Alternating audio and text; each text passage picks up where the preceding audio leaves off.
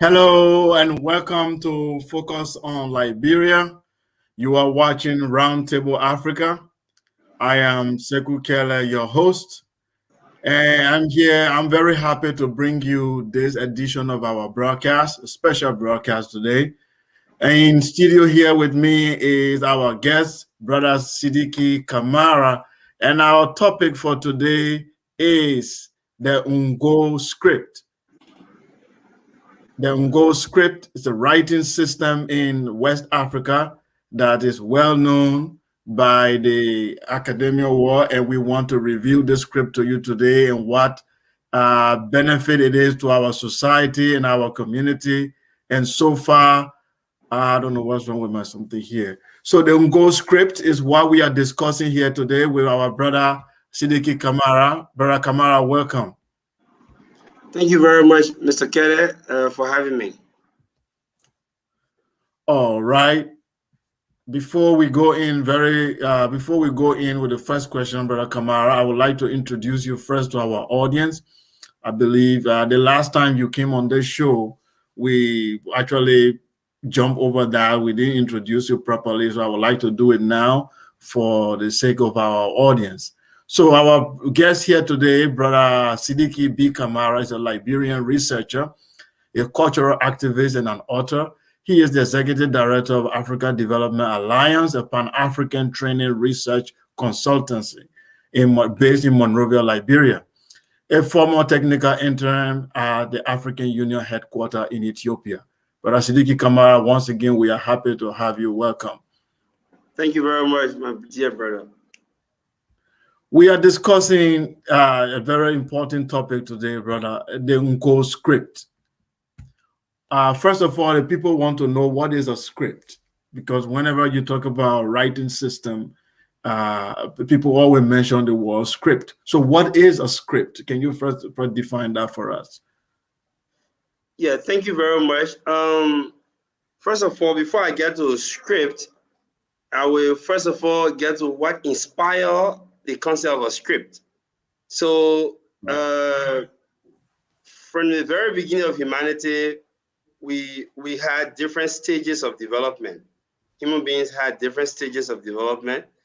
There was a period in time in our development where we didn't wear the clothes we wear today. We kill animals and use the skin as our clothing. We migrated from that stage of hunting and using the meat of the animal to eat and the skin to cover our body to a different phase. So we started to develop. So our historical development as a human community, a global human community, naturally ignited some changes. There were some new demands at different stage of our development. There were some new demands, and those new demands necessitated new inventions and new innovations, and those inventions were eventually developed upon by other people. So that brings me to the whole concept of a script. The very first time that human beings conceived the idea of transmitting their intentions or transmitting their speech or transcribing their speech in a form that another person can understand without the original, without the messenger talking, without the messenger talking, it was through the development of the hieroglyphic in ancient Egypt. Because there are several ways to communicate. I can communicate by speaking to you like I'm doing now. You are hearing my voice and you're understanding what I'm saying. Another way I can communicate is by throwing sound. If I wave my hand, you know that I'm greeting you. If I shake my index finger, you know that I'm saying no. If I gesture like this to you, you know I'm saying that you should come. So I don't have to speak to do that. I just should throw some signs, and those signs will communicate what I want you to know, and you will take heed even though I didn't speak. So that's how human development has been. So the fact that we could communicate without speaking, and even tapping your eye, even by throwing sign with your eye or shaking your head, nodding your head means you are in agreement. Shaking your head means you are not in agreement. All of those things are methods of communication without speaking. So all of those culminated together inspire another form of communication. That if we can use sign language to communicate, and we can vocalize our speech and be understood, and the message is transferred. What if we want to send similar message to a faraway person, or want to store similar message for another generation to come and have access to it and decipher it? We have to come up with a way of doing that. So the ancient Egyptians used hieroglyphic, which were basically pictorial symbols of things that they used to communicate message to other people. And eventually, the Phoenicians came. We wouldn't want to call the hieroglyphic a script, but it is the mother of scripts, because all scripts that we have today, the whole concept came from hieroglyphic. But the hieroglyphic serve the same purpose that these scripts as we know them to be are doing. So hieroglyphic, it can both be a script, and it can also be a pictorial design of concepts to communicate. Now the Egyptians further developed the hieroglyphic into good writing system where they could be able to use to communicate with one another to develop science and technology. Now, according to record, the Greeks, the Phoenicians came and took that concept of writing from the Egyptians and took it to the Middle East, or and took it to Lebanon, what is now known as Lebanon. There was no Lebanon, and developed it and added one or two characters. The Greeks took it from the Phoenicians and developed it and added some more characters. I think it went up to 25. And later the Romans developed it into what we have today as the Latin alphabet. So the script is a design by man to transcribe his feelings, his signs, his thoughts, his belief into writing, into a written form for another person to come and be able to read and understand it without the original writer being present, or without the original writer having to vocalize or explain to him or her what he has written. So that's the whole concept of a script. So a means of transcribing your thoughts and your emotions, your beliefs on paper or on a piece of wood or on a wall or to whatever medium, and make it visible and available for the next person to be able to read and understand. Thank you very much, Brother Siddiqui, for that brilliant definition of a script. So if I hear you right, you said that a script is a system of is a distinct symbol designated to represent sound, words, and ideas in a particular language. So this is very, very important to understand this definition. So we are discussing the Unko script, and this script we know today is used by so many people in around West Africa, and this Unko script has been described as one of the best script that is being used today in West Africa. Tell us a little bit about this script. Who invented the Unko script and why? That's a very good question. The Ngo script was invented April 14, 1949 by a West African philosopher, scientist, historian, lexicographer, encyclopedist, Solomon Kante. Solomon Kante was a revolutionary Pan-African trader. So Solomon Kante, his ancestors migrated from what is currently known as the Republic of Mali. His grandfather Hamidou Kante migrated from what is known as Mali and settled in what is known today as the Republic of Guinea. By the time there was no Guinea, no Mali, no Sierra Leone, no Liberia, it was just our African territories. In fact, it was part of the Mande Empire. At the time, it was part of the Mandingo Empire that was being built by Almami Samori Toure. So his grandfather traveled from what is currently Mali to Guinea, and he was there. He has some children. He got married. He had some kids. In fact, he brought some of his kids with him from Mali. And his children, one of his sons was called Musa. And Musa had other children, and one of them was Amara. Now, Amara was Solomon Kante's father. Solomon Kante's father was a great scholar. He was a Fodi. In Mandingo, the word Fodi represents scholar. It means scholar. He was a Fodi, was a great scholar, or Karamoa, which means teacher. So he had about between 400 to 700 students. So one of the distinct qualities about Karamoa Amara Kante was that he never accepted fee for teaching children as his contemporaries would do. So usually when people send their children to these great scholars or these Islamic scholars or whoever, maybe it's just the concept of sophism, like in ancient Rome or in ancient Greece. So people would normally send some money or some crops or some food, or they will just send some support to the teacher as compensation for teaching their children. So the distinct quality about Amara Kante was that he didn't accept payment for teaching between 400 to 700 children. He said that he wants God, he only wanted one request. He wants God to make his children scholars. He only wants his children to be scholars. So when he asked him why you wouldn't collect anything, he said, no, I want God to make my children to be geniuses and scholars. That's what I want.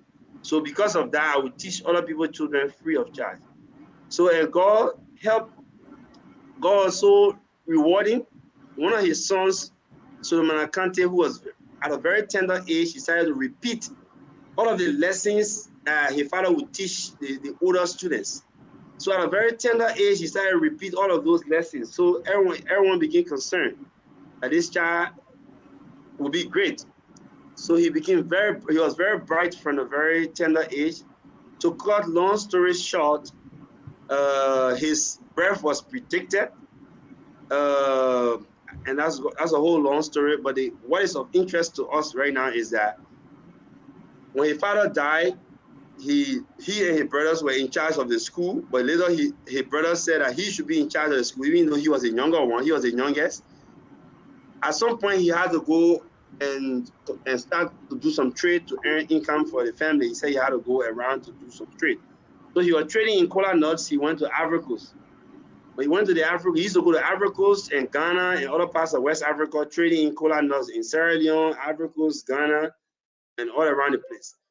So one day, while in Ivory Coast, he saw a newspaper. In fact, it was a book, but it had excerpts of the book in a magazine, a Lebanese magazine. So the Lebanese would come and sell the magazine to inform the other Lebanese about the nature of the African society and how the Africans think and what they know about the African history. So he bought the magazine because his father was a great scholar. He had learned how to speak Arabic. He was taught by his father to speak Arabic. He could read anything written in Arabic. He could interpret the Quran word for word. So he read the magazine. He said, now we're in Africa. We are in Africa. Written by a Lebanese guy called Kamar Marwa. So he thought he get a lot of summary information about Africa, and later he said, the Africans are like birds. They don't have any languages to speak. They all speak dialects. So, and their speeches are not stored. Their ideas are not stored. So when birds gather, they talk and they just fly away. There's no record of what they have said. So the Africans are like birds. There's no record of what they have said. They only talk and leave. Their minds, their opinions, their sentiments, their feelings cannot be stored because their languages, they don't have any languages. They only have dialects that they speak among themselves. So when he read that, according to him in his book, when he read that, he was upset. He was so angry. He didn't eat that whole day. He didn't eat that evening. So he was so worried and concerned. Why would someone dare to say something derogatory like that about the African people who have birthed civilization and exported it to the rest of the world? So why would anyone be so naive to say that? So right from that point, he started to find ways and means to prove that a Lebanese author wrong. So being a scholar of the Quran, a scholar of Islam, or a speaker of Arabic, a writer of Arabic, he decided to use the Arab script, the Arabic script, to write Ngo. He wanted to start with his own language, which is Mandingo, which is Ngo. So he used that for 3 years. He used the Arabic script to write Ngo for 3 years. But he noticed that the Arabic script was not capable of transcribing the tonality of Ngo. The African languages are very tonal. You know, the tune that you make, the sound you make matters. So, and we have a lot of vowels in our languages. And Arabic does not consider too many vowels. Arabic is, in fact, all consonants. They only have 3 vowels, and they don't use those vowels regularly. So in Arabic, they mainly use consonants. They have less use for vowels. And our African languages They have great use for vowels. So he used Arabic to write Ngo. He realized that two sentences could mean, one sentence could be read by one person with a different meaning. The same sentence is read by another person with a different meaning. The same sentence is read by, because the tune you make will change the meaning of the sentence. One good example is in Mandingo, when I say Ngiyeye, it means that I shouldn't see you there, Ngiyeye. But when I also say Ngiyeye, it means I saw you there. So you see, the two sentences are very similar. When I say Ngiyeye, it means I shouldn't see you there. When I say Ngiyeye, it means I saw you there. They all sound the same. Is the way I will do my voice with the two Ngi. When I say Ngi, the meaning of the sentence will change. When I say Ngiyeye, the meaning of the sentence will change. So because of those kind of tonal complications in a language, and the fact that Arabic did not accommodate that kind of structure our language has, especially in Go. So he after using it for 4 years, he moved to the 3 years, he moved to the Latin script, because he also learned French. He could write French, he could communicate in French. So he used the Latin script for 2 years to write our language, and he realized that the Latin script also incapable of transcribing the tonality of our language. For example, if we say, he himself gave this example in his book. If we say, Masaule lanin to la sunolo ka konogbe. Masaule, and you say Masaule lanin to la sunolo ka konogbe. So the two konogbe there, depending on how you use it, it could mean it is kings that are usually sleeping. They are usually sleeping while they drive bread, or while they protect themselves, or while they konogbe means to drive bread literally, but the concept is to protect themselves. When you use it with different tone, the same sentence, it means they are sleeping and someone is protecting them, not they themselves. But depending on how you do your tone, the meaning of the sentence will change. So because of those complications, he invented a script following the tradition of his ancestors. Because way back in Mande, before the founding of the Mande Empire, before Sumaworo Kante was born, there was a writing system in Mande, in ancient Mande. So before the Soso Empire was established, that is because it has 6 different Sumaworo. So when people talk about Sumanguru, everyone thinks about the one that was contemporaneous with Sunjata. Yeah. That's not it. Yeah, I didn't cut you off. I just want to buttress, some of the points you just raised, that's historical narratives that you just gave us. Here is this a man in West Africa in the 70s, right? Is the 60s? He was born in 1922, and this conversation is happening in the 1940s. In the 1940s, going 1940s. Around, and he come across a news article written in Arabic, where an Arab, someone from Lebanon, is saying that Africans do not have a language. And in fact, their language, if at all they have one, cannot be written because they speak like birds. They just make sound that are not structured, that don't have any rules, that don't have there's no vocabulary. So they just open their mouths and make sound. Such a ridiculous, racist way of describing a people. Now, this narrative is very interesting because that shows you how little people know about African history. Like you rightly mentioned, you went back to the origin. We have here, I enumerated some of the older writing system in the history of the continent. The Proto-Saharan script alone is 5,000 BC in Africa. It's a writing system. The hieroglyphics, which the Egyptians used, the ancient Egyptian, 3,200 BC, okay, where they wrote some of the older texts, okay, on a lot of things, on mathematics, on science, on spirituality. You had the Meroitic script in Sudan. This is 800 BC. That has not even been deciphered yet because people cannot read it. Okay, the Ge'ez script used by the Berbers the Ethiopians, is 400 BC. It's still being used today. The phonic script used by the Barbarous people is 300 BC. Then you had the Vile script, which is another form of the old Mande script that is still being used, about 300 BC or so. That one was also founded. So you can see that all these scripts exist in Africa. These writing systems are on the continent. But people just assume that there was no writing, that writing came when white people arrived. Of course, there were so many parts of the continent where people did not write. But it's a complete lie to assume that there was no writing. And then all of a sudden, white people came and then they brought writing to Africa. The education system are so indoctrinated that even some Africans believe that.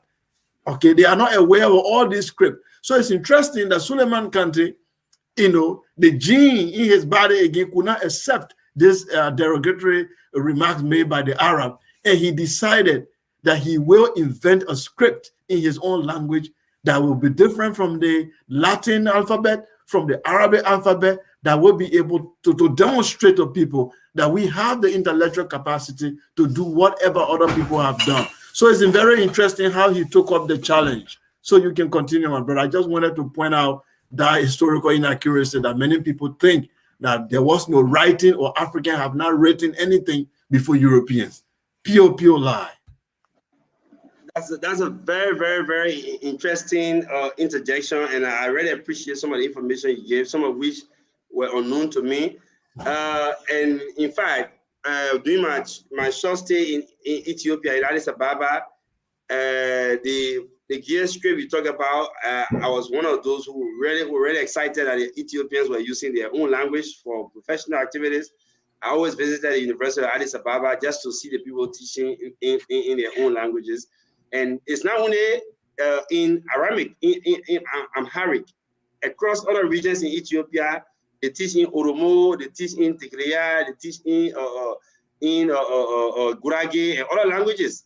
So there is a very progressive Pan-African society. I was so impressed with the education system there. Yeah, so back to the topic.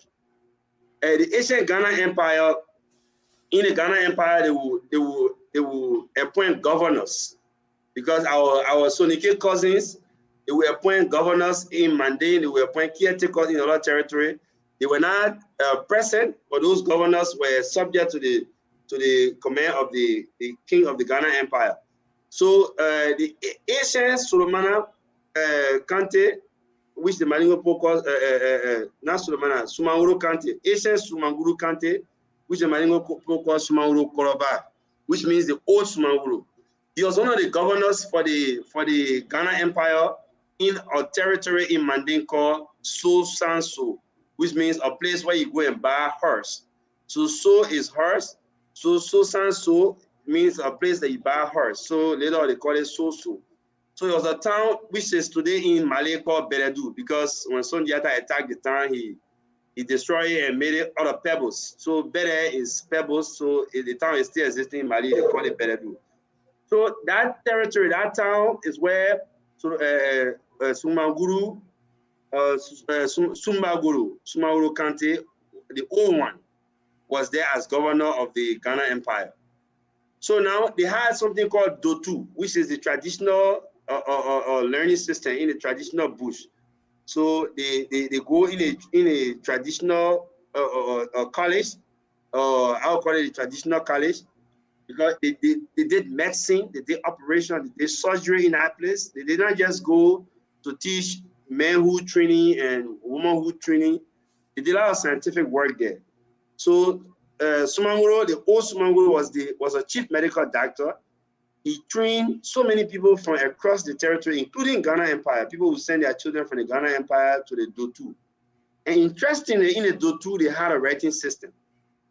But the writing system only restricted to the members of the Dotu. You had to be in the area to learn that script. So up to now, Solomon Kante, in fact, he referenced some of the signs of that writing system in his book. He talked about some of the signs and interpreted them. So he was able to decipher some of the writings the people did in the Dotu in ancient Mandingo. That was, we're talking several hundred years before before Sunjata Keita. Wow, that's very interesting. So I never heard this before. So you mean Suleiman Kante was actually able to discover an older writing system in ancient Mali, belonging to Ghana Empire, Wagadu. Not Ghana Empire, belonging to us, to Mande Empire. To the Mande Empire. Okay, that's interesting. And not just the Mande Empire, but his ancestor directly, because he's Kante, and I'm talking about Sumanguru Kante, the old Sumanguru Kante. So right, his ancestor. Right. So Sumanguru Kante had this writing system. He was a scholar. He was a medical doctor. So he had a medical program for 900 trees. So 900 trees, every student of his had to learn each of those 900 trees, what it will be used for, what are the leaves used for, what the roots are used for, what the flower of the tree used for, if it is producing some fruit, and what the bark of the tree used for. So every single student have to study every single one of the 900 trees before you are awarded a medical degree. And the reason for that is that they use those trees for treatment. They will treat any kind of condition, and they will use the tree for also operation to stabilize patients, to do so many other things. So they had 900 trees and different small herbs. So you have to complete that course over a period of several years, depending on how serious you are. So people will send their children also medical college.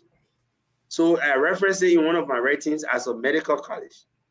So this writing system they use there to teach, to record their lessons, to teach. In fact, they have road signs, which Suleiman Kante talked about in his book.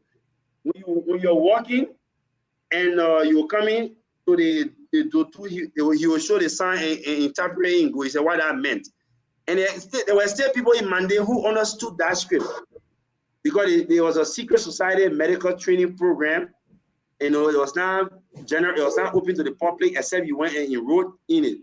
So there were still people who were living, who understood those signs, who could interpret. So he documented those things. So when you're walking, you'll see a sign on a road. When you see the sign, those that are among you that are from that graduated from the medical college, they will interpret the sign. When they see the sign, they'll say, "We can't go there. The bridge there is broken. We can't go in that direction." They'll say, "How you got to know?" They say, "I'm from the medical college, and there we have a rating system." So one of our colleagues probably went there and saw that the bridge is broken, so he has written that the bridge is broken, so we can't use this road. And you'll be walking in the forest, you'll see a writing on the ground that place is snaky. You have too many snakes there. So someone who knows the script will read and say that place is dangerous. We can't go there. I've seen it from the writing. Yeah. So to just to interject a little bit. So are you saying that this Ngo alphabet that we have was inspired by some of the graffitis and ancient writing system that already existed in Mande Empire? Exactly. So there were multiple sources of inspiration. Okay. One obvious source of inspiration was the racist or characterization of the Africans by this racist Arab writer called Marwa. Mm-hmm. So that was one source of inspiration. Because again, that it's important for me to mention that in Marwa's onslaught, in his attack against Africans, only one group of Africans he praised, which were the Vai, who happen to be the Mandingo people, like you said. They are a subset of the Mandingo ethnic group. So he praised them. Mandingo. So he praised them for their writing system because they are a Mandingo group. They are a Mandingo ethnic group. So he praised them. He said, except for the Vai, who have a script to transcribe their thoughts, all the other Africans, they talk like birds. So it's good that you brought some of these facts that besides the Vai people, there were other scripts that he probably even did not know or chose to ignore in order to launch his racist attack. So back to the writing system in Mande that Sumaru used in the medical college for so many hundreds of years. So inspired by the combination of all of these things, Suleiman Kante decided to invent a writing system that is capable of transcribing not just Ngo, not just the writing, the sound of Ngo, or the sound made by the Ngo speaking people, but capable of transcribing all African languages, because it took into consideration the tonality of the African languages, the tonal nature of the African languages. That's why Ngo took into consideration. So the script is at the service of all African languages. In fact, all languages in the world, because Ngo is just interested in the sound you make. You can make a German sound, an English sound, a Russian sound. It will be Okay, taken so right. let's show our audience few slides here of this script we are talking about. So, Brother Kamara, can you vocalize this alphabet for us? Because Absolutely, I believe these are the alphabet of the Unko. So, absolutely, can you vocalize some of these characters for us? So, begin. sure. Yeah. The heading says Ngo Sebesun Sebedi Mo Ani Wolonvla. So the heading that is in the cycle up there, it says Ngo Sebesun Sebedi Mo Ani Wolonvla, which means the 27 letters of the Ngo alphabet. Sebesun means alphabet. Sebede means letter. Then Mo Ani Wolonvla means 27. Ngo, obviously is the language of the Mande people. Ngo has two meanings. That's where the confusion usually comes from. I'm sure you're going to get to that question. What's the actual meaning of the Ngo script? So I don't want to jump the gun. Right. But yeah. So Ngo Sebesun Sebedi Mo Ani Wolonvla. A, E, U, O, Ba, Ta, Ja, Cha, Da, Ra Flanu, Sa, Ba, Fa, Ta, La, Ma, Nya, Na, Ha, Wa, Ya, So those are the letters of the alphabet. Then under there we have Ngo Jatedenu. These are the numbers. Jateden means numbers. Ngo Jatedenu. Kirefila Saba Nani Lulu Wala Wula say Kono Ani Dokulun. So Dokulun means zero. So Dokulun is the word for zero. Okay.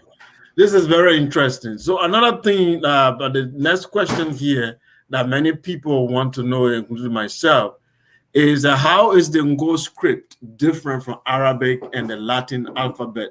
Because there are people who are saying that, look, Suleiman Kante just picked up Arabic characters, that most of these characters in Ngo, they are Arabic. And then some say, well, how is this even different from the Latin alphabet? Like, well, you already explained that already, that these alphabet, the Latin alphabet and the Arabic alphabet, cannot really transcribe some of the sounds that we make, some of the tune that we make in our language. So it's not easy to use them. So that's why he invented this. But how are they different, and how did he come about it? Even though there you mentioned that there were some older script and what have you, but it's not easy. In fact, someone said the most difficult thing to do is to invent a writing system. It's very difficult because it requires a lot of research. It requires the symbols that you're going to use. The alphabet we are using today, called the Latin alphabet, it took thousands of years to arrive at this point. Okay, if you go by the Greek, did not write it like this. The Roman did not write it this way. It kept changing and changing and changing until we have the version that we have here today. So how did one man sit behind within his own lifetime come up with an entire alphabet with all the vowels and all the syllable sounds and put them together within his lifetime? How did he do this? And how is it different from Arabic? That's what I want to get across too. That's a very important question because it put us on the integrity of the author and integrity of the script itself. So that's a very important question. But I would just like to add that this all of this is happening. This guy is in his early 20s or in his mid 20s. He's about 25 years of age. All of the because he was born 1922. And now he's having all of these interactions in Ivory Coast with all these guys around 1940, 41. So he at the age of 22, he had this encounter with this racist writing. So a 22-year-old young man is going through all of these struggles and trying to figure out what can I do to prove these people wrong and to pull my race out of this perception of not having script or not capable of writing their own languages. So this is very important because he's a young man, not an old man at the time, very youthful, and having the the desire, having the anger in him because his race, his people are being insulted. So that's very important. We don't support racism in any way. We don't support race rage. We don't support rage, but his kind of rage, which is not to retaliate with violence, but to invent something, that kind of benefits everyone. So yeah, specifically to the question about how is it different from Arabic script, what you have to do is to take something written in Go and something written in English and something written in Arabic and compare them. No three things could be more different. They're very different. And in terms of the sounds, no one has copyright to any sound. The sounds are sounds that we use when we communicate. So to transcribe, to create characters for those sounds, no one, for example, when I say ka, in Mandingo, ka is a sound in Mandingo, ka. When I say ba is a sound, ta is a sound. In German, ta is a sound. So when I say ta and find a transcription for ta is not, if ta is in Arabic, it doesn't mean that the ta in Arabic, because Arabs, when they talk, in some words, they use ta. So it doesn't mean ta is uniquely used by Arabs. Germans, when they talk, there are some words they use, they have to say ta. So if you have a script that is ta, it means that we make a sound that is also ta. We make sounds like ka, we make sounds like ba, we make sounds like fa. So the script has characters for those sounds we make. So and our sounds are in three categories. We make one group of sounds called consonants. We make another group of sounds called vowels. And for Ngo, we have a unique sound that is called tether, is in the middle between vowels and consonants. So if your understanding of it being copied from Arabic is based on the sound that you hear in Arabic, ba and ba, then it means that the Arabs, because the Arab script, the writing system that the Arabs currently use, it was brought to Arabia 20 years, it was brought to Mecca 20 years before the birth of the Prophet, the Islamic Prophet, may peace be upon him. So that script was not invented by the Arabs themselves. They took another script and modified it to suit their tonality, to suit their language. So they did a modification because all scripts are being used to transcribe sounds. So those sounds are not unique to one group of people. So the fact that our ancestors in Egypt and in Ethiopia, a lot of people wrote that script, and in a gear script, you have sounds like ba, you have sounds like ka, you have sounds like wa. So if someone says it's Arabic because you have wa in Arabic and you also have wa in Go, then the person does not, then the person should just stop every word in their language that has to do with wa, they should stop using it. And then like what I put up here, which is a verse from the Islamic holy book, the Quran. Yes, that's translated here. Yeah, I believe there should be Surah Al-Fatiha, the opening. Yes. So here it is written in Arabic on my right, and then here it is written in Ngo, in Mandingo language using the Ngo script. So the writings actually don't look alike. The only similarity I see here is that they are connected at the base. The letters are joined at the base of in order to make a sentence or write a word. So the Arabic alphabet characters are joined at the base, and the Ngo alphabet are also connected or joined at the base, not from the top. So that is the only similarity I see. Other than that, the alphabet absolutely don't look alike at all, because here you don't have any character here that resembles an Arabic character or alphabet. These characters are unique, even though some of them, you see few of them that look like Roman alphabet, but they are even their orientation look quite different. So there's a lot of difference here. I see that is very, very unique. But I don't know why some people think it's a copy of the Arabic. And another thing, again, I heard that people said because it's written from right to left, so which is the way the Arab do their orientation with their writing. So they fail to realize that the Meroitic script, the ancient Egyptian script are written from right to left. These are very ancient African script. The hieroglyphic is actually read from right to left. Okay, Wow. that is the orientation. Even the hieratic, another script that were used by the ancient Egyptian scholar, left to. So Arabs, even they are just late in the game. They just copy it. This is the way they are. The ancient African actually wrote. They wrote from left because it's the brain.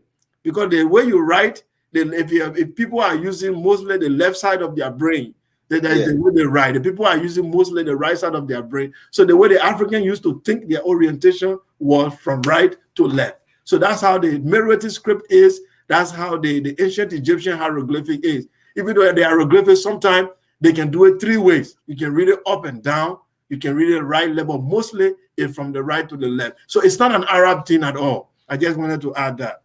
That's very important. That's a very important addition. And just to reinforce that point, there is a history behind every single character of that script.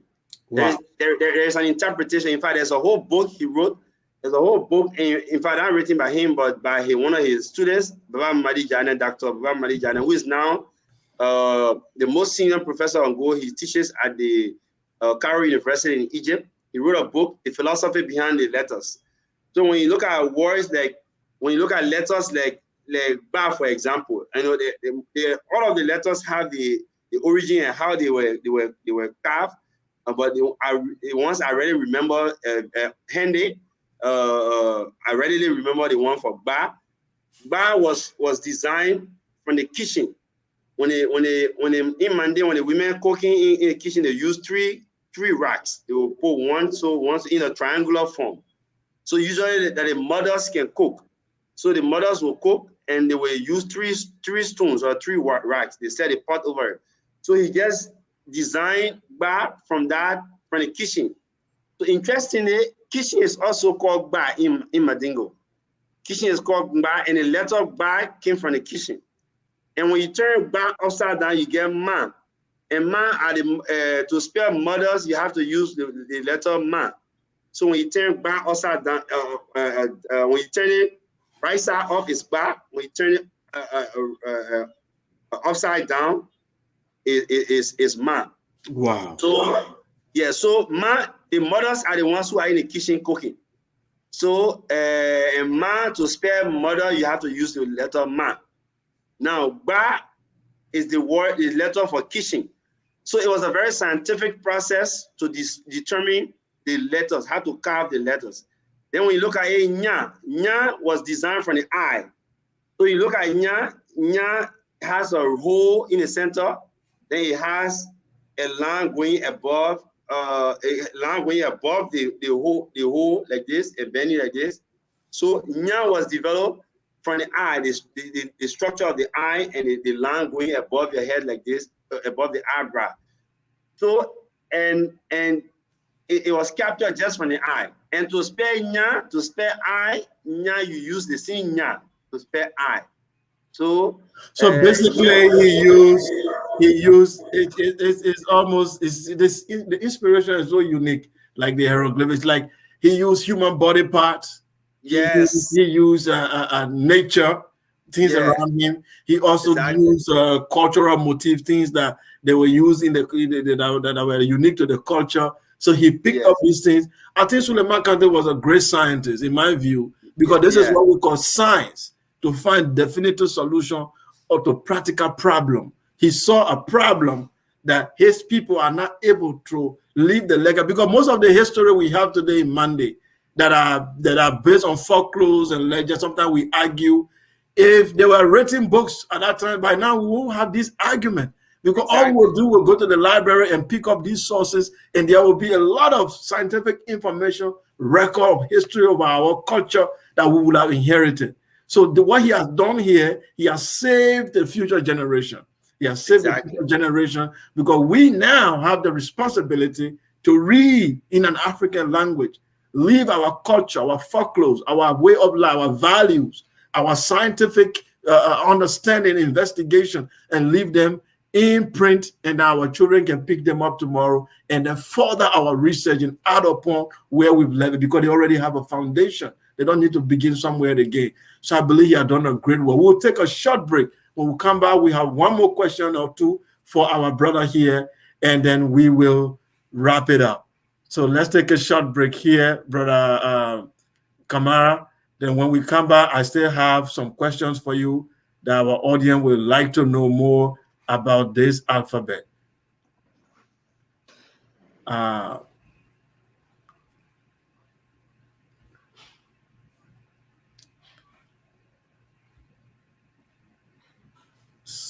You can say something very quick before I get, because these things are arranged in a way. Okay, I got it. I got it. Okay, so right.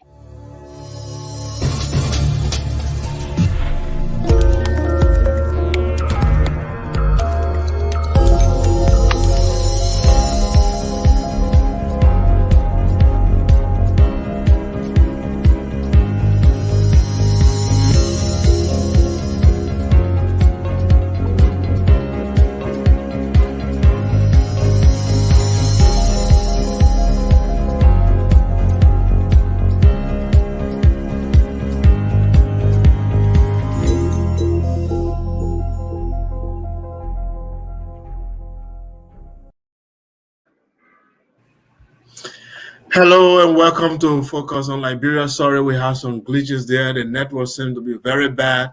We are discussing here the Ungo script.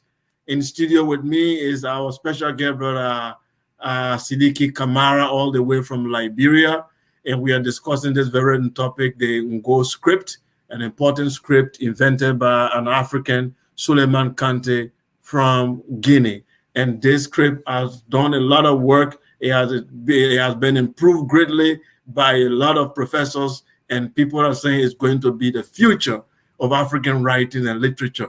And that's why we are discussing it today. And Brother Kamara has given a lot of historical background and how this alphabet has been formed and what it has achieved so far. So, Brother Kamara, here's a question for you. What major texts have been translated so far? Because one of the way you test a written script is like you try to find other books, important literature in the world that are and translate them. If you are successfully able to do that, for example, when the machine was first printed, the first thing the European did was to print the Bible. Okay, because it was the major literature in Europe at the time, coming out of the Middle Ages. And then next to that were the Greeks writing the literature from Aristotle, Plato, all these Greek literature. They translated them to the European language of the time and printed them. Because remember, most of those books, I would just chip that in. Most of those books then were written in Arabic and in some other languages. So Europeans just came out of dark ages. They now want to reclaim their legacy. They were forming their own writings. So they translated back some of these literature from Arabic back to the European languages. And then when the printing started, they first printed the Bible. Those to show that's the sign that you have moved from one phase into another. So since the Ngo alphabet have been invented, what major texts have been translated so far? And then after translation, they be verified that they have been properly translated. Thank you very much. That's a very important question. Just before I get to your question, there are two quick things I want to clear. One is the orientation of the Ngo script. You talked about the orientation. That was very brilliant. That you gave historical justification. You try to connect it with our Asian ancestors and how they also had the same orientation, the same direction. In the case of Ngo, it was a very scientific process. After the invention of the script, Suleiman Kante wanted to know which direction the script should go. So he chose to do an assessment, a survey across Mandingo. He will leave from one part of Mandingo to another area. When you see someone who has not written, he said he only wants people who have never written anything in their life. So if you met someone who has written Arabic before or who's a student of Arabic or French, you'll say, no, you're not part of the survey. I only want those who have not written anything before. So he collected so many people who have not written anything before and told them to just write anything on the ground. They'll say, but I have not written, I'm not a student, I've not written before. He said, yeah, you are the right candidate for this survey. I just want you to write anything on the ground. So of all the people he surveyed, more than 75 to 80% of them wrote from right to left. That's why he put the script direction from right to left. So it was a scientific decision. He didn't just decide that the script would go from right to left. According to him, in his own book, that when he invented the script, he wanted the script to be something that would be easier for his people. So he needed to know what is their subconscious direction if they were people who were writing. So he wanted to do the survey with people who are not written before. So to pull out the subconscious instinct in terms of writing orientation. That's how he chose that direction. The last, Brilliant, brilliant, brilliant. the last thing that I want to clear that was on my mind was the letter Fa. The letter Fa is used to spell Fali. Fali is a donkey. In Mandingo, people used to use their donkey to transport their goods from one place to another. So when you see how Fa is written a donkey. So you see a donkey, just show the screen, you see Fa. So Fa, he chose Fa from donkey. He wanted to design a donkey to look the Fa. So he managed to design a donkey. The only thing he didn't put, there's no leg. As, like the donkey is squatting or is not standing because the legs not shown. The legs are not shown. So let's look for Fa. Okay, you see Fa there? The one that looks like it and twisting like this. So Yeah. the Fa is designed for a donkey. The only thing the donkey is resting and the legs are not shown. So you see the striking resemblance between Fa and a donkey. You see the head in front of it, you see the back on the side. So every character in here has a connection to something around him within his environment. He has a connection with something cultural, with something natural, with something related to the human body, like you said. So it was not stolen or not plagiarized for any way. It's based on everything here can be explained one by one. So now to your question, when the script was invented, one of the reasons for him, he said in his book, one of the reasons why many African scripts did not survive, because the writing, either the writing that was done in them were lost, or those that invented those scripts did not write more books in those scripts to preserve, to keep them for generations to come. So the business he was doing, the money he had raised in the business, the cola nut business he was doing, the money he had generated, he left everything in his life and spent all his income on Go. He went from place to place. He went from Ivory Coast to Mali and spent a few years in Mali teaching people. He himself was teaching people his script. He spent a few years in Mali teaching, and his students would write all the books that he would write. They would write it by hand and use it. He would leave and go to the diamond mines and other places and teach people. Some of his students would go to Sierra Leone and come to Liberia and other places. So he himself wrote 183 books. And among the books he wrote a dictionary, a lexicon. And the dictionary had 32,500 words. That is very important because the first English dictionary had less than 3,000 words. The first English dictionary had less than 3,000 words. Specifically, it was around 2,750 or thereabout. So he wrote a dictionary, putting all the Mandingo words together. He wrote a dictionary for 32,500 words. That was very significant. He also translated the Quran because he knew that, because he said he gave 3 reasons why he invented the script.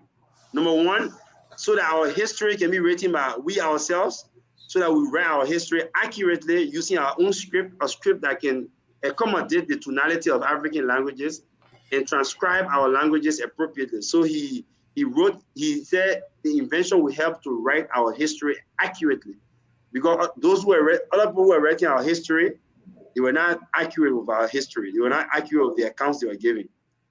The second thing was the religion. Majority of the Mandingo people are Muslims. So he said the script will help clarify a lot of concepts, a lot of complicated concepts in the religion. It will help them understand the religion better instead of practicing the religion in a language that they don't understand.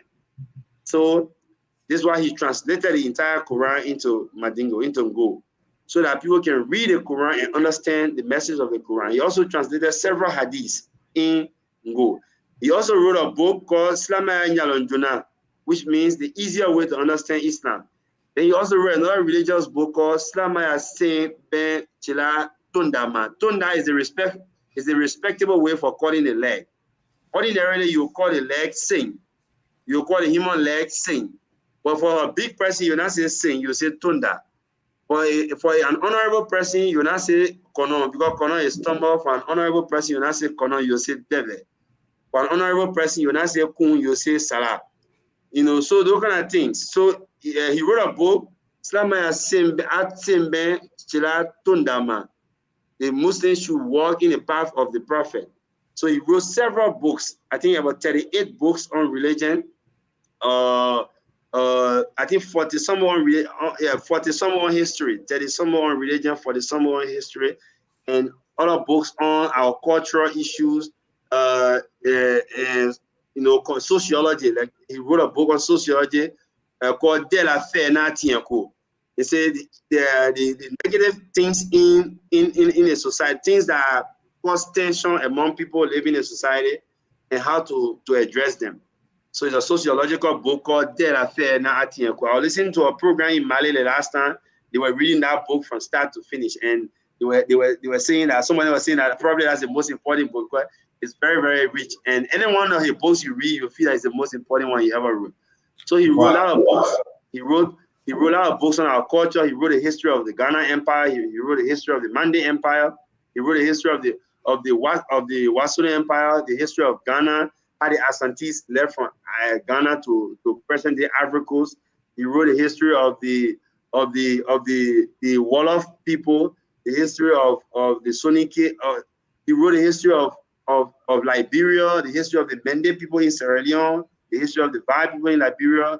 He wrote so many histories. So and he wrote exclusive history about Mandin Dofo. Then he wrote something called Kurfaba. In Kurfaba, he wrote the African history and the history of all the different kingdoms and warrior factions. So many other important books he wrote. And I'm even having. Here's another question for you, brother. You know, this is interesting. You know, this man, if Africa was not in a colonial system, if we were not people who have been defeated culturally, been defeated spiritually, and been defeated scientifically, on all fronts, we are defeated people.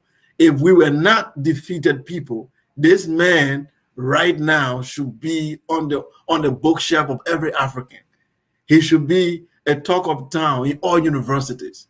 But unfortunately, the African looks for approval from the white man. As long as there is no approval from the white man, they have self-doubt. They doubt in the inspiration, the intelligence, the intellectual capacity of their fellow African.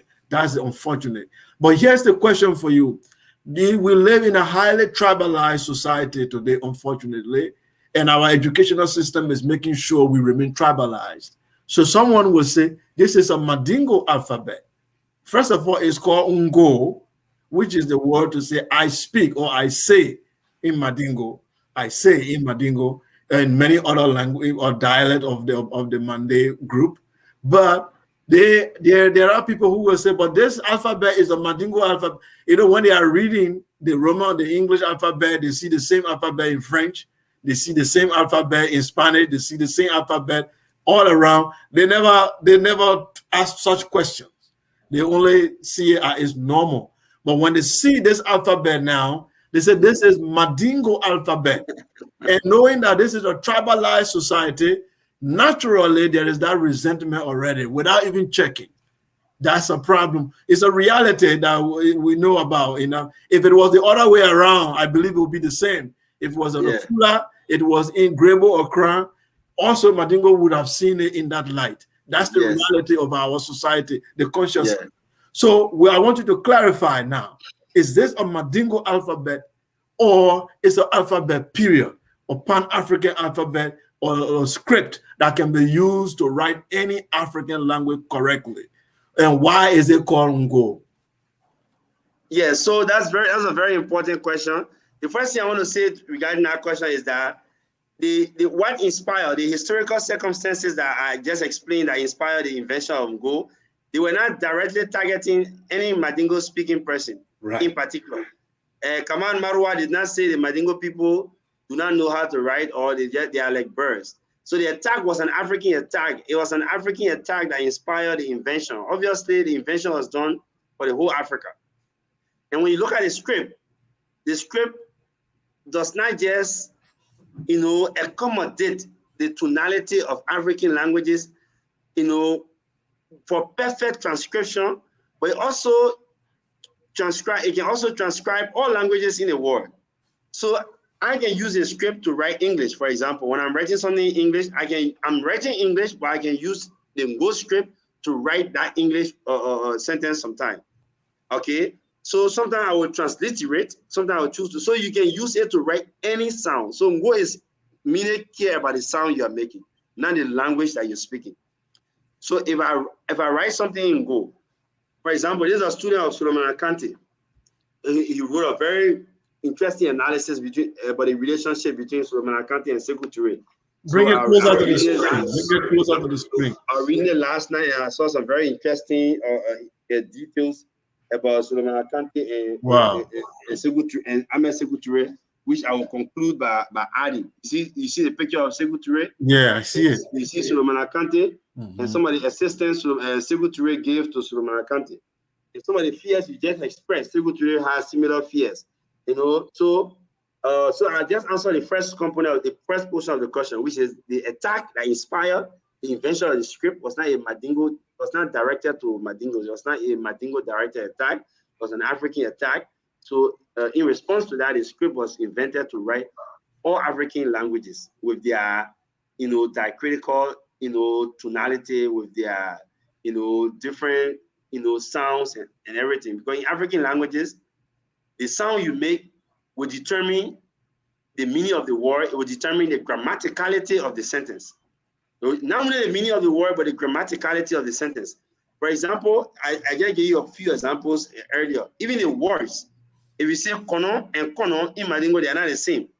When you say kono and ngono, they are not the same. So you can say the same. You use if I tell someone to read ba using the Latin script, they probably will read ba. If I say they should read ba, they will probably read ba. When I say you should read ba, they will probably read ba. Because for them, the sound I'm making, they don't care. They just ba.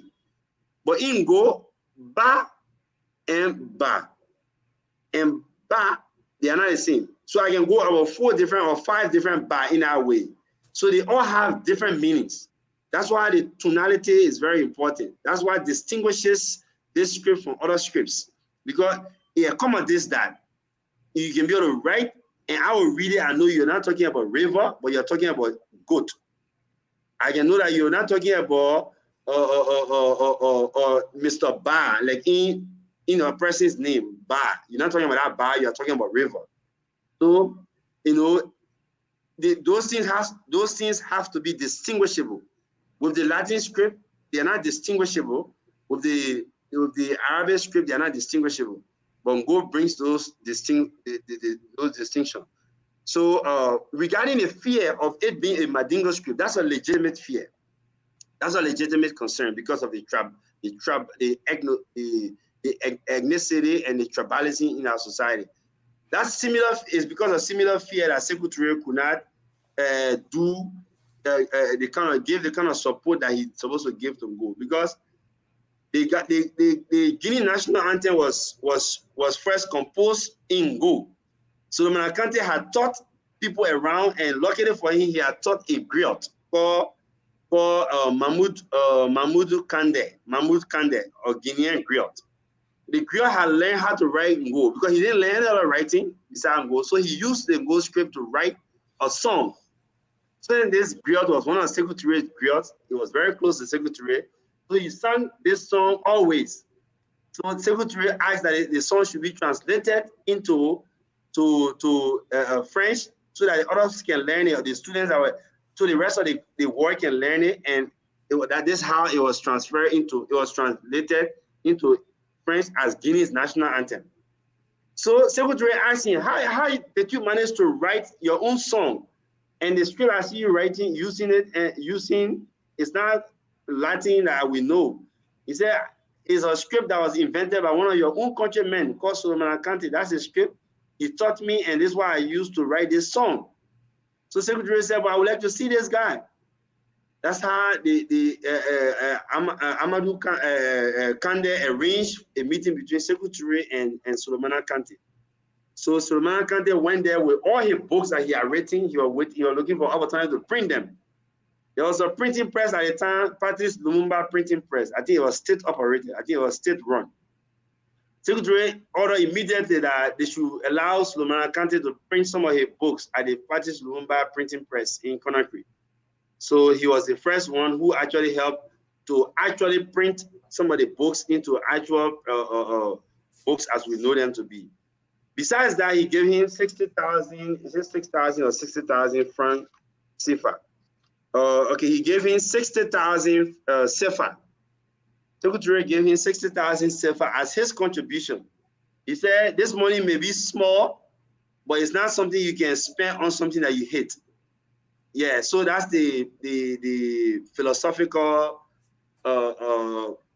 way he put it. He said it's small. He said, what do you mean door? What do you mean door? Me ate walile ibe me boy ibe anangola.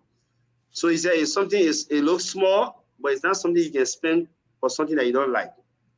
So he said he gave it as his contribution, and also he helped the scholar. The scholar got sick. So Kante got sick, and he helped him to go to Romania for treatment. So secretary helped him to travel to Romania for treatment, and he came back. And I think it was secretary. Okay, I think there's some dispute about that. Some people say his own savings, he saved some money to go for Hajj, and others said that the president also helped him for him to go for Hajj. But whatever the case is, going for Hajj, you always have to have some money of your own. So the point is, secretary also expressed doubt, expressed heebie-jeebies. He expressed fear. So his heebie-jeebie was because of the fact that he's Mandingo. The inventor of the script is Mandingo.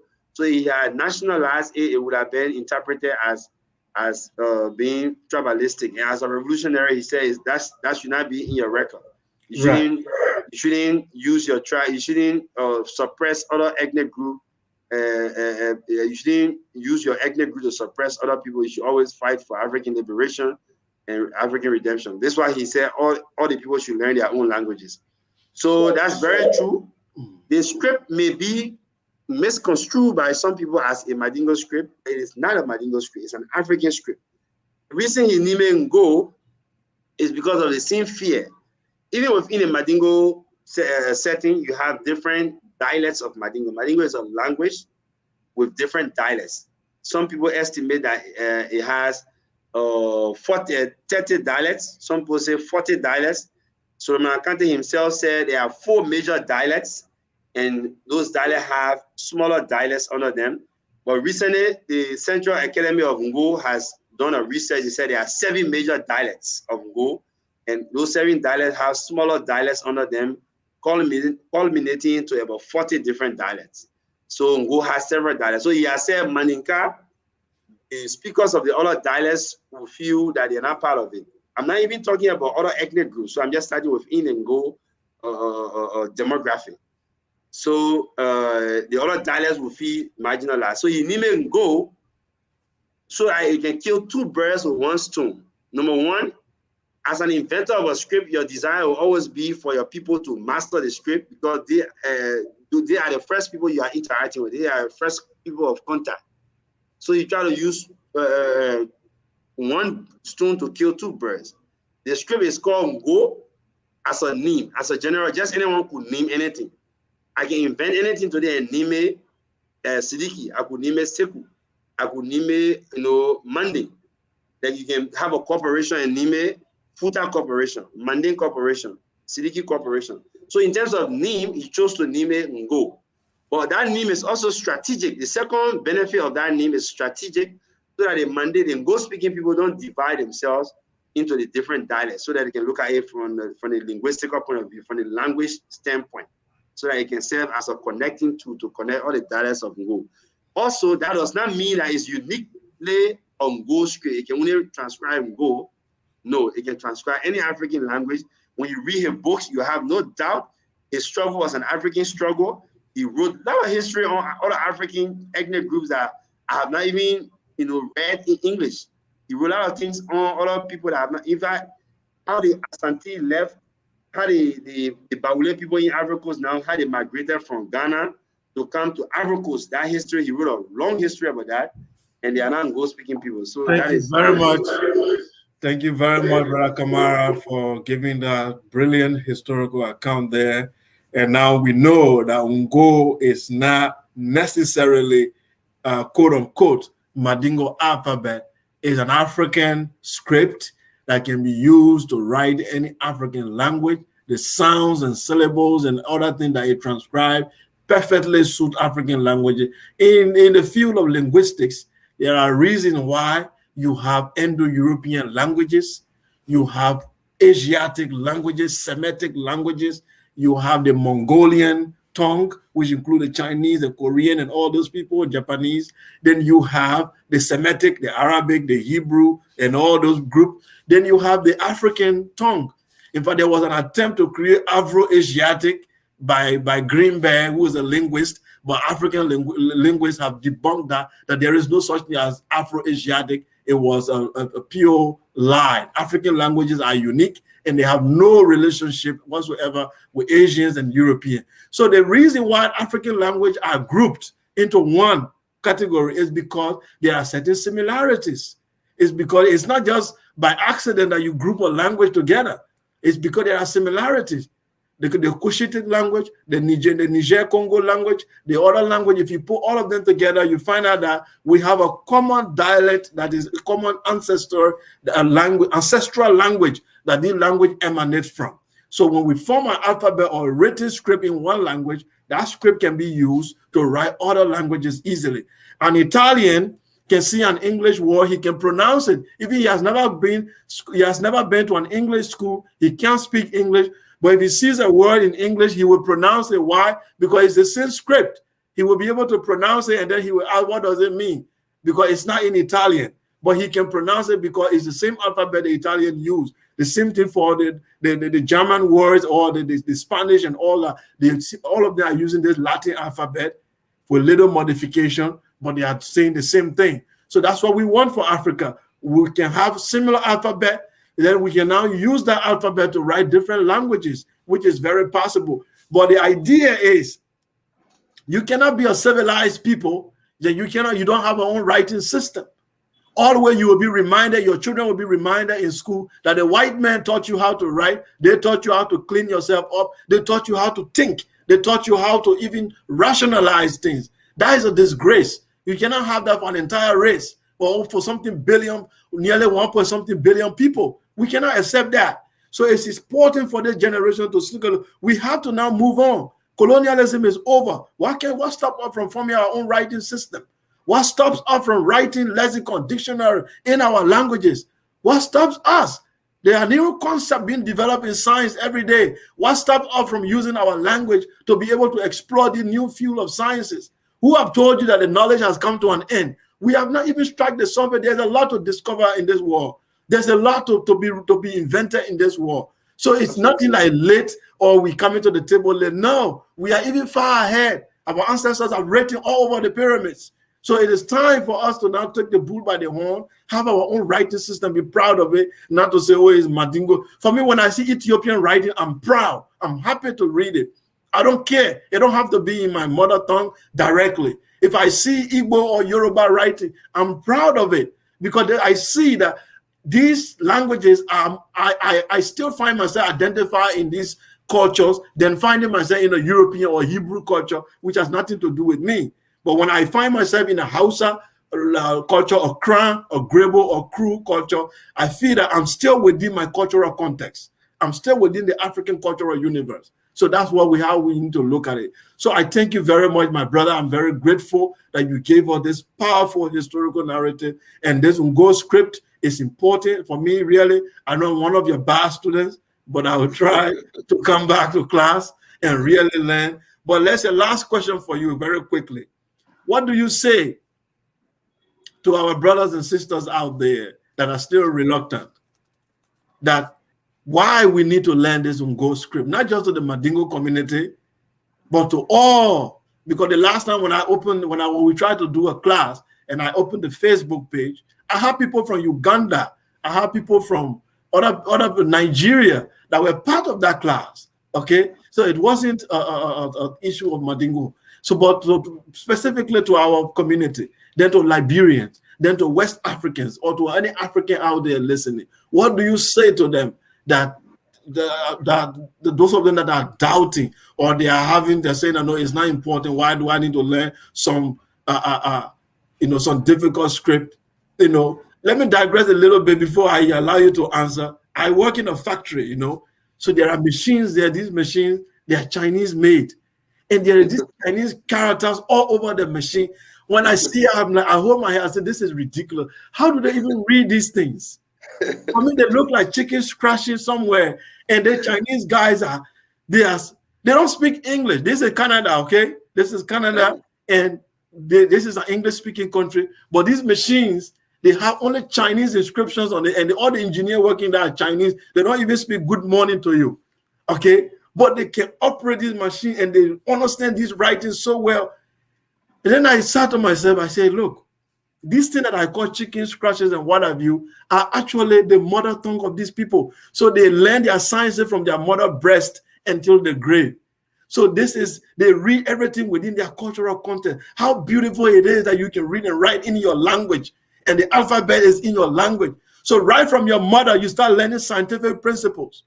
But what is happening to us now is that we learn some type of informal education in our home. Then when we get to school, we have to denounce that. We have to denounce everything we learn from our parents and now pick up the white man culture. So we're having this conflict, the double consciousness that Du Bois, Du Bois is talking about, the double consciousness of the black man. We have one identity in our head that we will get from our families, our culture. Then we have another identity that is presented to us in the classroom. So these two identities, they are conflicting to each other.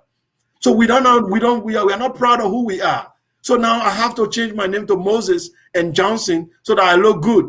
I have to speak Queen's English so that I look educated. Okay, when I speak only Grebo, Pele, or Bassa, then I'm damn country illiterate man. So if I can speak Queen's English, I can talk like some kind of Negropean. I call Negropean black people that behave like white people. Then they say, oh, the guy is educated. Who look at the grammar coming from? English does not determine your intellectual capacity at all. Exactly. Measure the level of intelligence. So, brother, what do you say to our brothers out there that are still doubting to learn the Ngo script? I think you have said it all. There's nothing much I can add to that. You have said it all, and you can just imagine what I go through on a daily basis for promoting Ngo. Even yesterday, the past 2-3 days we were debating this thing. And some people will even attack you verbally, that you're not serious. You don't know. Like someone will ask me. Someone said to me, what possessed you to really be so concerned about this script when you don't really need it? You went to school, you learn English, you speak English, you work at your job site. What you need to speak is English. The language you use is English.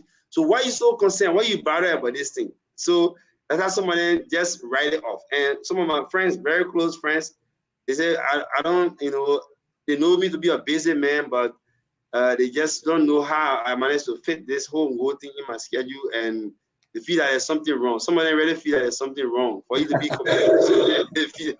Something has to be wrong with you. Someone would attack you joking and say, man, something has to be wrong with you. I agree, something is wrong with you. You have seen the light. Your consciousness is not within. Your consciousness is out of their own box, so they don't get it.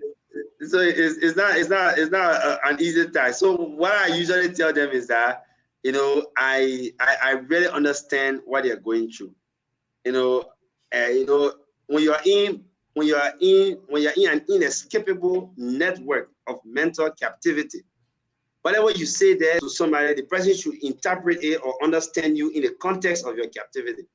So the reason I'm not offended by people rejecting this thing and people saying a lot of derogatory things, because I understand it in the context of their mental captivity. So when you liberate yourself mentally, you look like an idiot to people. For me, it's not an issue of whether I need it or I don't need it, or because someone can attach monetary value to it.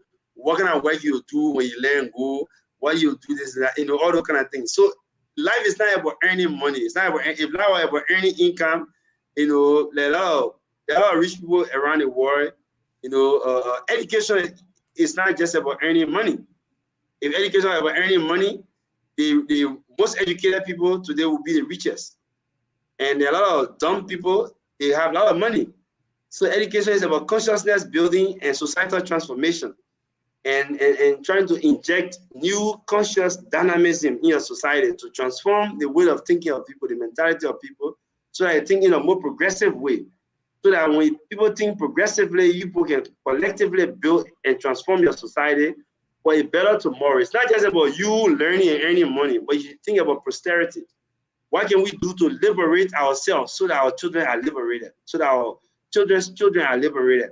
Because, like you said, the best way to acquire knowledge is in your mother tongue. And that's why I like the translation of mother tongue in Go. To say mother tongue, the Ngo dictionary tell you Simikan. You know, Simikan, which means the language you suck breast in. So that's the equivalence of mother tongue.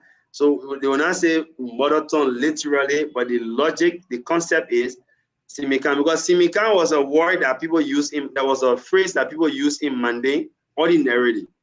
They say that was long before the whole Ngo thing. They say I will speak in my Simikan, in the language I suck breast in. So I will speak in my Simikan. And I like the fact that you are gesturing that the Chinese are doing their all their things in the language that is sub-breast in. You trying to do similar gesture, Right, and that's right. my mind just went straight to the dictionary and the word simikan, which means which is equivalent to mother tongue. So it's extremely important for your understanding. It's extremely important for even transmission, for teaching, for you to transfer information to your children and your community. When it's done in their native language, there's a rapid understanding. They understand it faster, they remember it longer, and they able to use it in a more sustainable way. But you communicate with them in a language they don't understand, they will manage to understand it for a short period of time, and it will not really stay, it will not sink in. So it's extremely important for us to take our languages seriously. It's difficult for me to convince more people, but it's a gradual process. That's why we have started the classes in Jacob time, Chicken Farm community, every Saturday and Sunday from 10 to 3. We teach in person. So initially we had, in fact, the attendance can fluctuate. We have 5 persons first, later we had 7, later we had 20, 25, later we have 4, sometimes we have 5. So we are oscillating between 25 to 5 and 6. Sometimes the attendance will increase up to 25, sometimes it will drop to 5 or 6. But we told the teacher that even if we have only a single student, we will not stop the class. The classes will have to continue. Thank you very much, Brother Sidiki Kamara there, our great Karamo, in Liberia, doing the work, cultural activism, pushing our culture forward into the future. I'm really, really happy, brother. You should know that you have a lot of supporters out here. I'm one of them, and I really appreciate the work you are doing.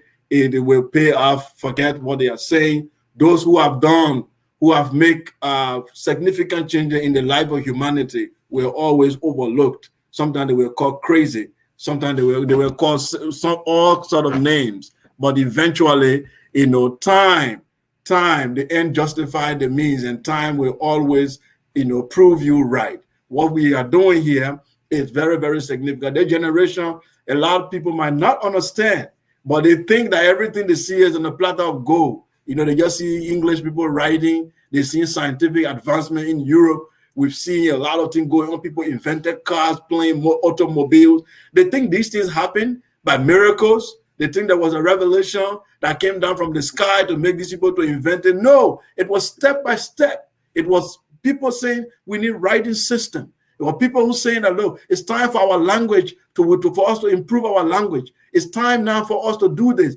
And they move gradually. Okay, in the European Renaissance age, the knowledge was only vegetating within the churches.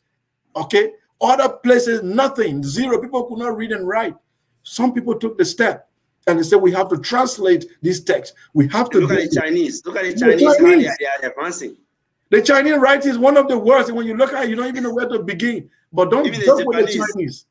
Okay? The Japanese, the Korean writing. Look at the Korean writing. They say they are made based on the shape of your mouth. Any sound you make based on the shape of your mouth, they write it down. That's how they wrote their own alphabet. Wow. Okay? Every sound you make based on the shape of your mouth, they write down that symbol. That's how they form their own alphabet. Who stopped you, black men and women, that you cannot read and write in your mother tongue? That you must read in the Queen's English and Francais. If you don't speak them, then you are not educated. Who defined education? You see right behind me, the picture behind me, that's the legacy of African civilization. You see Mali Empire right in the middle there. You see the Oyo Empire of Nigeria. You see the Benin. You see the ancient Egypt. You see Kush. We have a lot to be proud of. And writing is very important. It's fundamental to any civilization. If you cannot write, you can't leave record. You can't be scientific. You have to be depending on folklore and legend. And you cannot do folklore. Science cannot go along with this folklore, because there is a time you have to write down formulas. You have to write down scientific theory for other generations to pick up. So you think we'll be doing this story under the tree? No, there has to be a time we should have dictionary, we should have places where we store books for our later generation to pick up. The ancient Egyptians used to call the library Per-A or Per-Mejat or Per-Ankh, the house of life. Very soon I will share it. Very soon I will share the periodic table in Go with my Facebook audience. I'm working on translating the periodic table into English. I have the Go periodic table already. So very soon I will share with my Facebook audience, so you see that all the elements on the periodic table are in actual Mandingo. And yeah, you can construct a scientific formula entirely in Go. That is the greatest gift we can give to our children, brother. When we can leave them a writing system in their mother tongue. Those of the children we have here abroad, these children that we have here in America and other places, these children are supposed to be culturally alienated. They will be told your ancestors were bush people, they were hunter-gatherer, they were stupid people. We will have to clean them up. And these are the things we are used to, country people. But if they now can go back and read some of these folks, some of the philosophical idea and concept written in our language, in our own books, they can read them. Nobody will tell them anything. They can now tell you who they are. And that's the level we must reach. Now people telling us who we are. We should be able to tell people who we are. And writing system is fundamental. Every civilization that I know, the first breakthrough is writing system. Because language is the vehicle of culture. Language is the vehicle of culture, and culture is an expression of your civilization. So if you don't have language, you don't have a culture, you don't have a civilization, you cannot even do any scientific progress. Because what is the record that other people have to build on? Okay, the theories, all the scientific theory that we have today, theory of relativity, the theory of all these things we are written, and then other people build on them. They look at it and then they build on it, they disprove and then prove. But we cannot be doing that if we don't have our own writing system. We now have brothers and sisters going to China. They come back, they say, oh, we have to learn Chinese now. Those that went to Arab country, when they come back, they say, we have to learn Arabic. Those that learn English, when they come back, they say, we have to learn Queen's English. Country boy, why you can't speak English? So we have African Chinese, African French, African English. How many things you want to put in our head now? Okay? So we are saying we want to go back into African Africa. We are tired of thinking through another people. We are tired of seeing the world through the eyes of another people. But brother, if it is not for this writing, Mandingo today, if you ask my father the days of the week in Mandingo, he will start speaking Arabic. And when you tell him that it's not Mandingo, he will be angry with you. Exactly. There is nothing like Jumalo, Alemisalo, Arabalo, Talatalo. It's not Mandingo. But all the Africans will tell you that you are speaking Mandingo. When they sing all the African Mandingo music today, they will say Dunia. Dunia is Arabic. We have nothing like Dunia in our language. Exactly. But how do we remove these things if we don't learn? Today, through Suleiman Kante, we are able to know the actual vocabulary in our language. We are able to know some of these words, some of the idiomatic expression, what they mean. You cannot do that by learning another man's culture. So I thank you very much once again. Sorry for stealing your show, but just to add on, to tell you how happy I am for the work you are doing, and we really support you. And I hope the community will support you so this thing can go. Entire Africa will support you so that this thing can go beyond. It can be in our colleges, in our university. It has to begin with us, in our private schools, private lessons. This revolution will not wait for government, okay? This cultural revolution begin with us. Build our own private schools, private educational. Every institution we build, we make sure that Ungo is written all over the world. We are not going to wait for any African government, because African government, they are elite bourgeoisie that are being controlled by the West. They will never denounce the white man culture and his language. The moment they do that, they will lose power. So they will never. So we have to do the revolution in our community, revolution in our homes. When there is no alternative, then the system will fall and bow to our request. Thank you very much, my brother. I appreciate the compliments, and thank you for your struggle too, and thank you for always supporting the Ngo Literacy Program. Let's keep in touch and find ways and means to advance the Ngo Literacy Program, because we intend to go to Kwadu Boni and initiate the teaching of Ngo in Bakedu and maybe some other towns in Kwadu Boni. So we're making those preparations, but I've been very busy. I will definitely find time. Maybe I have to take my leave, my annual leave, and we'll go to Kwadu Boni and start somebody. Maybe we'll have we initiate one class in Bakedu or another town. But it's certainly in the pipeline. We're working on it. We just need time and additional support to do that. So thank you for always being available to support the Ngo Literacy Program. Thank you very much, brother. And that's it, folks. Thank you for watching from all over. And we are closing with our song.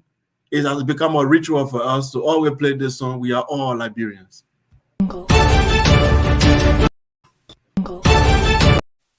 We are